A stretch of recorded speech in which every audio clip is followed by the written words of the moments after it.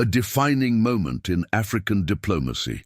President Ibrahim Traoré's stand on a sweltering May morning in 2025 in Ouagadougou, Burkina Faso's capital.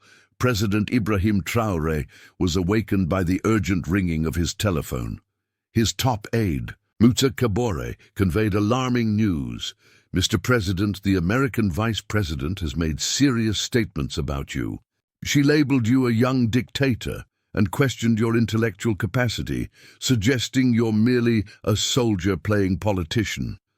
At 35, Traoré was no stranger to international criticism, but the personal nature of these remarks was unprecedented. He immediately convened an emergency cabinet meeting and instructed the preparation of a press release for the afternoon. Preparing a response in the presidential palace, the atmosphere was tense. Traoré, pacing in his military boots, demanded comprehensive economic data from Economy Minister Fatima Sawadogo. She reported significant achievements, a 23% reduction in extreme poverty since 2022, a 7.2% GDP growth in the previous year, and the construction of 847 new schools. Meanwhile, across the Atlantic, Vice President Kamala Harris was reassessing her statements, realizing she might have overstepped.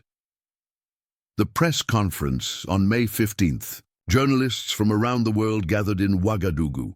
At 2 p.m., President Traoré addressed the international press.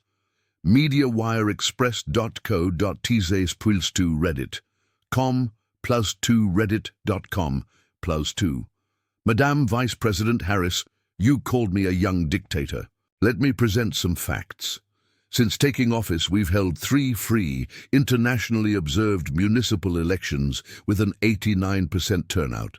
I hold degrees in military science, public administration, and an MBA in economic development. We've built 847 new schools, increased healthcare budgets by 340%, and reduced infant mortality by 31%. Terrorist attacks have decreased by 65% since 2022, making Burkina Faso the safest country in the Sahel.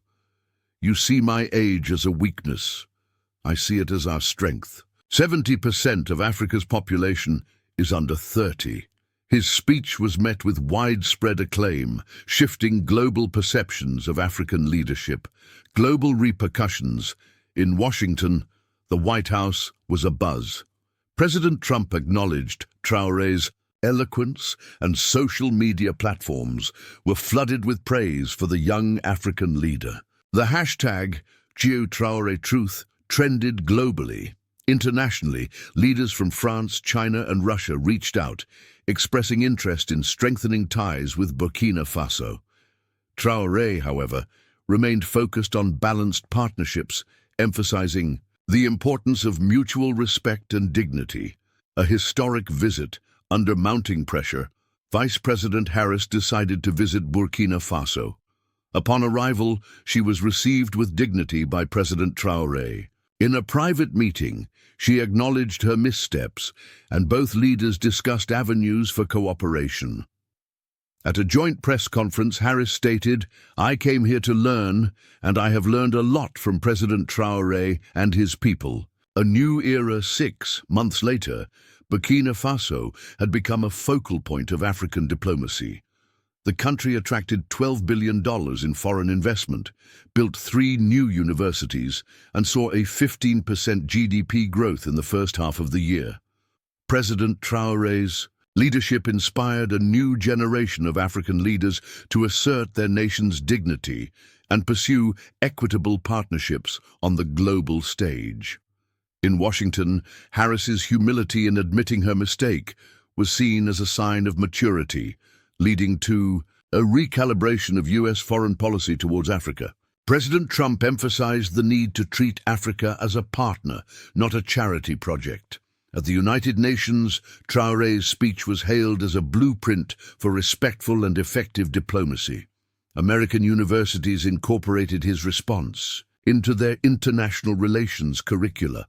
One evening, walking through the palace gardens with his family, Traoré's daughter asked, "Daddy, did you change the world?" He smiled and replied, "No, my dear, I simply defended our dignity.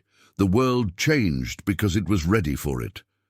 President Ibrahim Traoré's response not only challenged a superpower, but also ignited a movement of self-respect and mutual recognition, proving that dignity and truth remain the most potent tools in diplomacy.